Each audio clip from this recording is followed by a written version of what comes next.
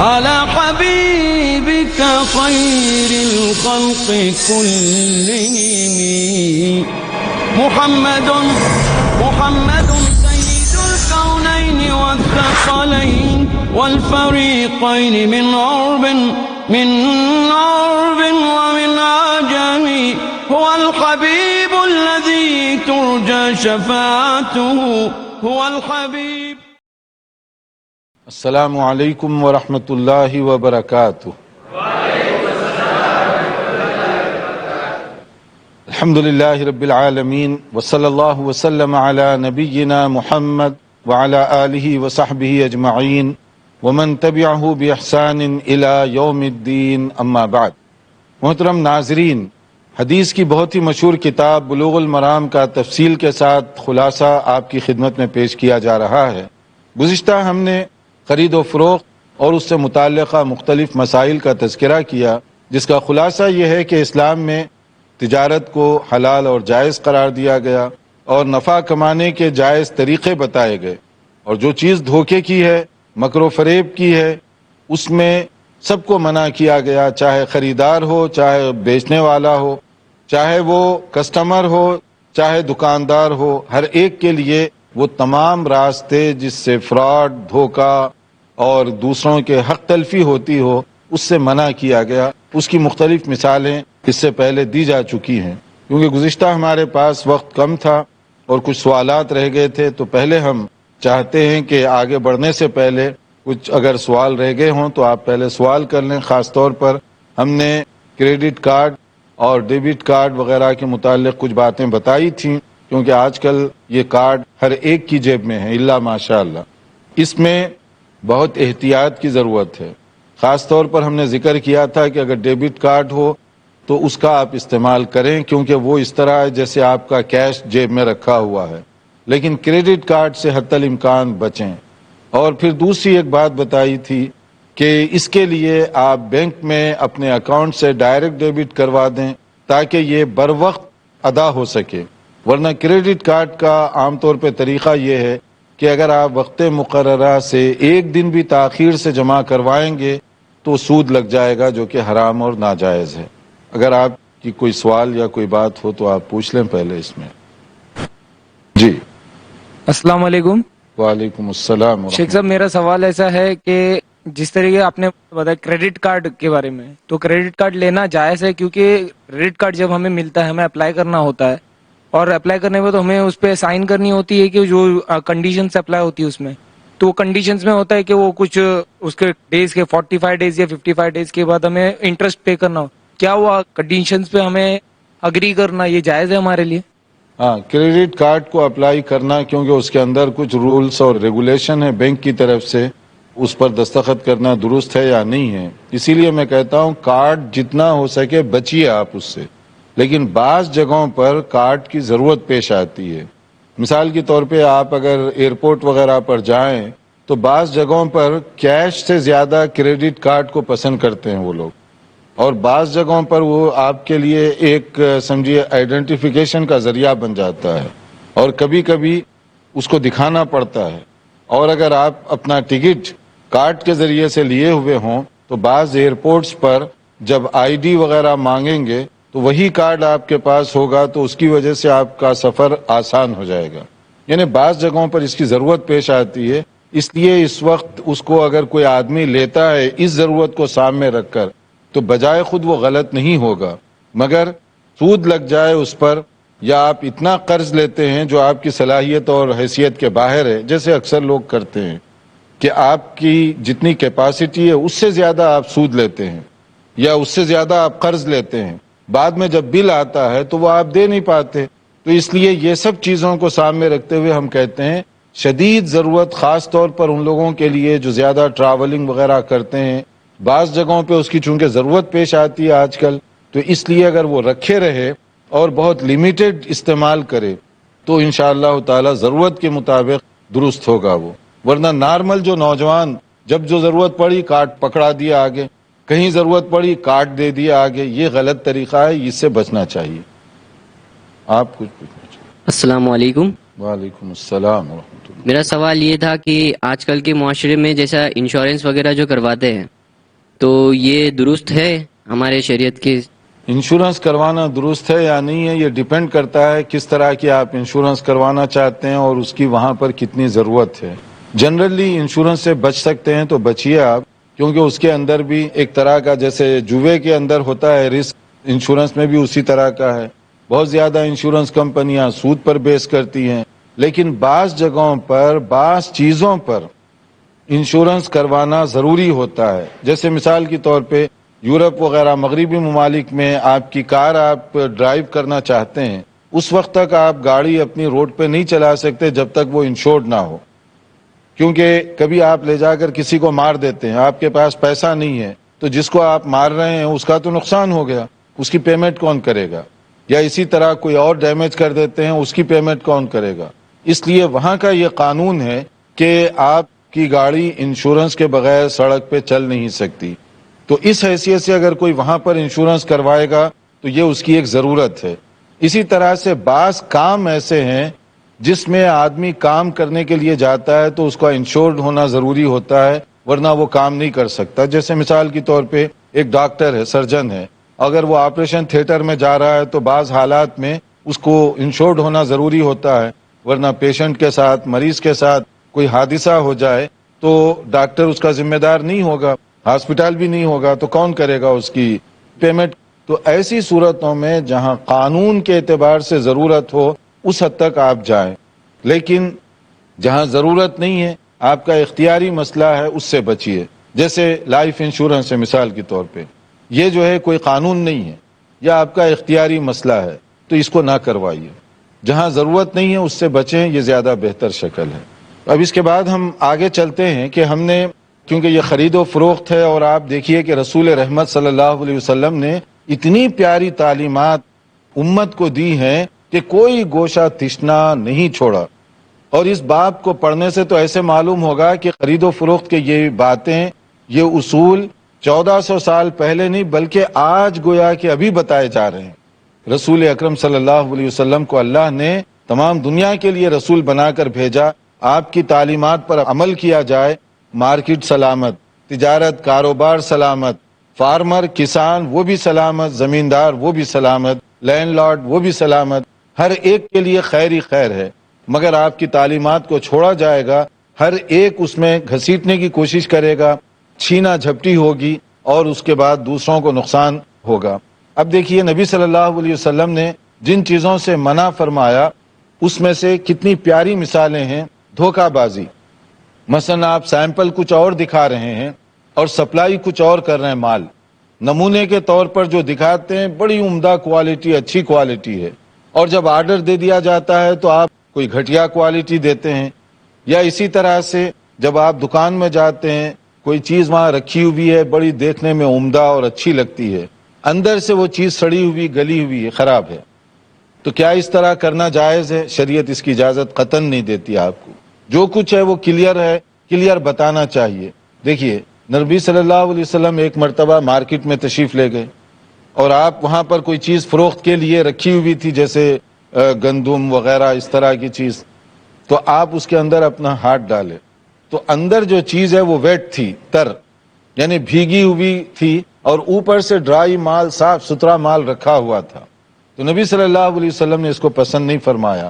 دیکھیے اس میں جیسے کہا گیا ان رسول اللہ صلی اللہ علیہ وسلم مر علی صبرۃ من طعام فادخل یدہ فیہا فنالت اصابعہ بللا، کہ آپ کی انگلیوں کو اندر جو بھیگا ہوا تھا، گیلا پن، وہ محسوس ہوا، تو آپ نے کہا ما ھذا یا صاحب الطعام، یہ کیا تم نے کیا غلہ فروخت کرنے والے سے، یہ کیا حرکت تم نے کی؟ اوپر خشک اور اچھی چیز رکھی ہوئی ہے اور اندر سارا خراب مال ہے۔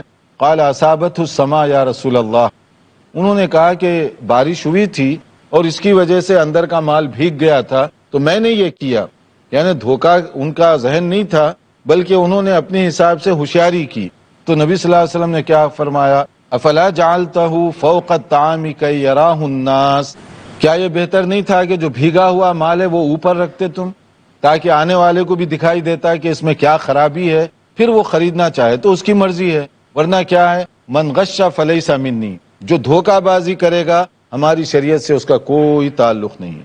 نماز بیکار، روزہ بیکار، حج بیکار، اگر آپ لوگوں کے حقوق مار رہے ہیں تو اللہ تعالیٰ کے پاس یہ سب چیزیں بیکار چلی جائیں گی۔ ناظرین، یہاں وقت ہوا ایک مختصر بریک کا، دیکھتے رہیے پروگرام، وقفے کے بعد حاضر ہوں گے انشاءاللہ۔ محمد سید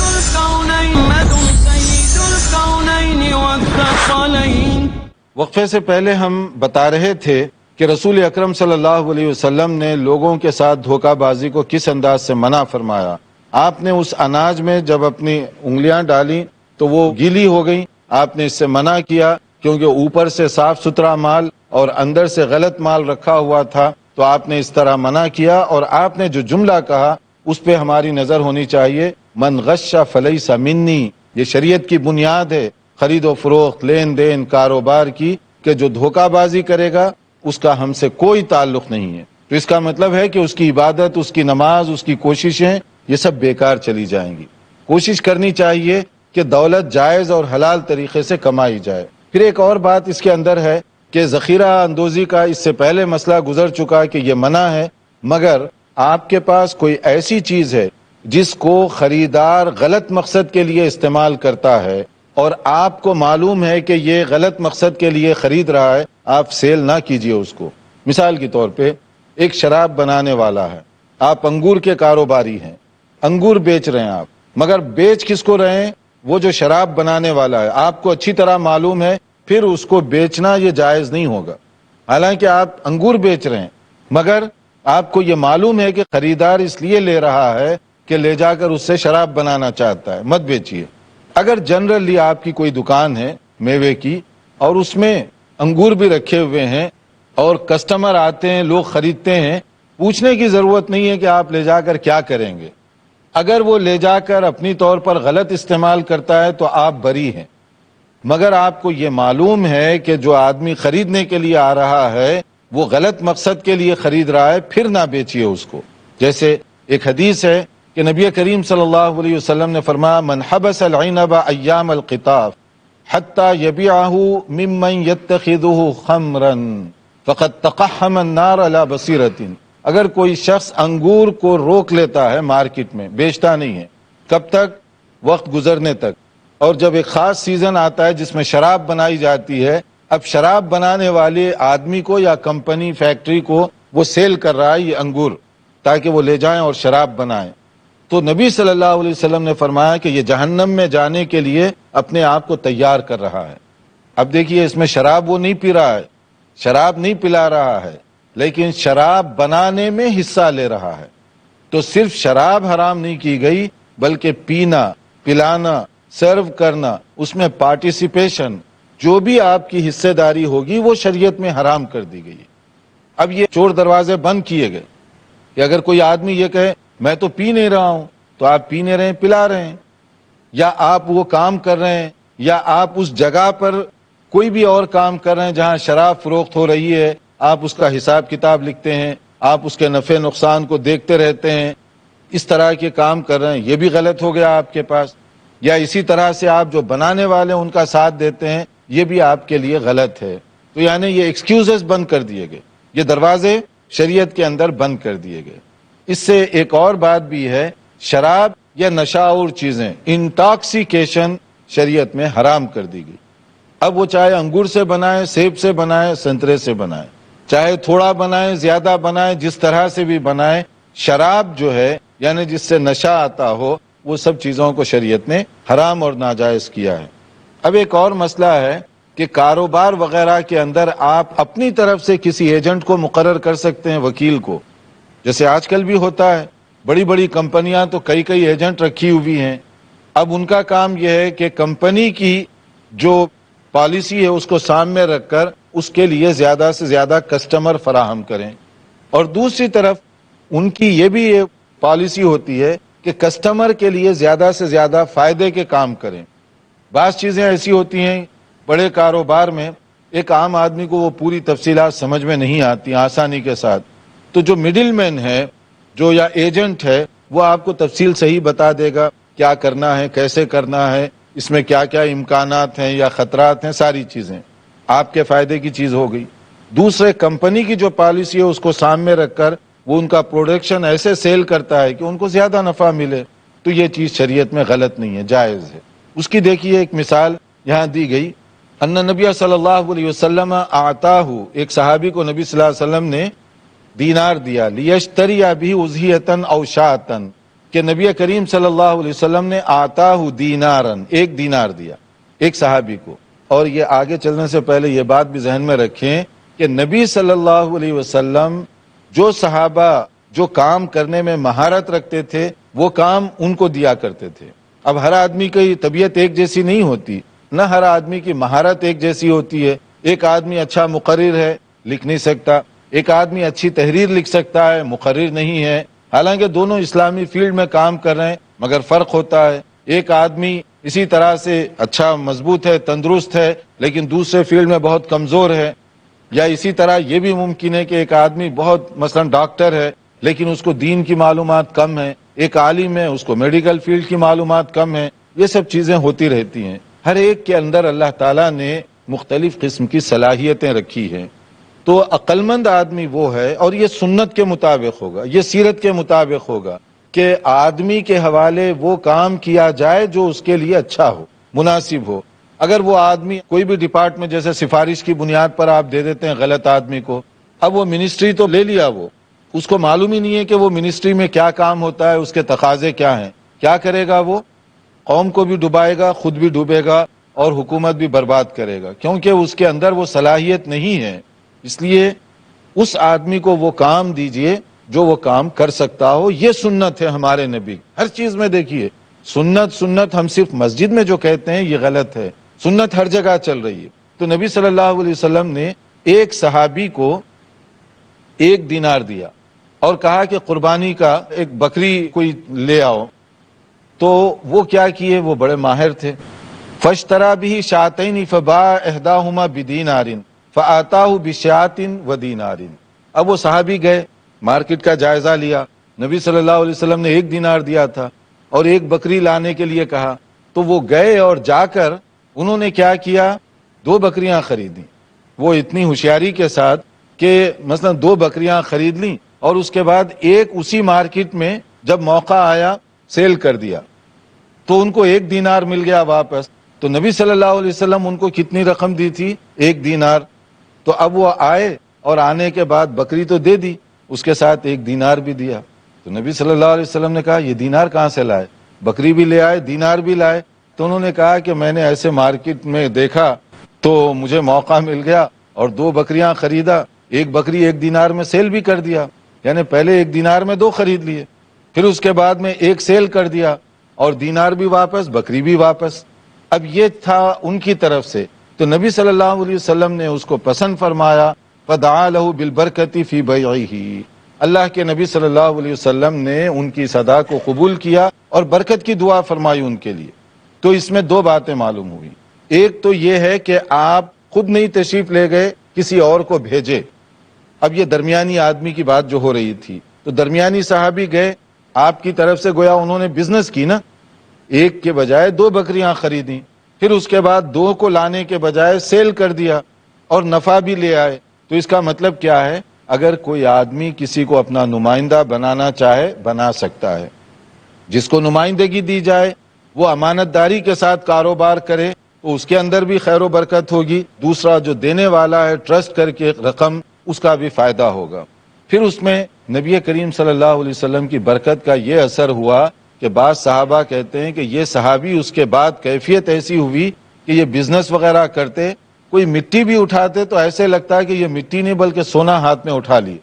یعنی اتنی برکت ہوتی تھی، اتنی اللہ کے نبی صلی اللہ علیہ وسلم نے جو دعا کی اس کا اثر دیکھنے میں آیا. ہر چیز میں ان کو نفع حاصل ہونے لگا. تو یہ خیر کی علامت ہے. اگر کوئی سنت کو سامنے رکھے، دیانتداری کے مطابق اچھے عمل کرے تو اللہ تعالیٰ ایسے برکت سے نوازتا ہے. جو ہم لوگ یہ سمجھتے ہیں کہ حلال حرام جائز ناجائز اس کی تمیز کریں گے تو کون نفع ملے گا، مارکیٹ میں ہمیں نقصان ہو جائے گا، اس لیے چلو تم ادھر کو ہوا ہو جدھر کی. جو لوگ کرتے ہیں، جو دھوکہ دے رہے ہیں ہم بھی دیں گے، کہتے ہیں کہ سب دے رہے ہیں تو ہم بھی دیں گے، کوئی لوگوں کو نقصان پہنچایا ہم بھی پہنچائیں گے. شرعی اعتبار سے یہ درست نہیں ہے. دیکھیے کاروبار اگر نیک نیتی کے ساتھ کیے جائیں تو اللہ کی طرف سے کتنی برکت ڈالی جاتی ہے، اور اگر کوئی آدمی درمیان میں ہو اسے بھی چاہیے کہ دیانتداری کے اصولوں پر عمل کرے۔ اب وہ صحابی جنہوں نے 2 بکریاں خریدیں یہ بھی کر سکتے تھے کہ وہ ایک بکری کو سیل کر کے 1 دینار اپنے جیب میں رکھ لیتے اور نبی صلی اللہ علیہ وسلم کو لا کر دوسری بکری دیتے، کیونکہ آپ نے یہی مطالبہ کیا۔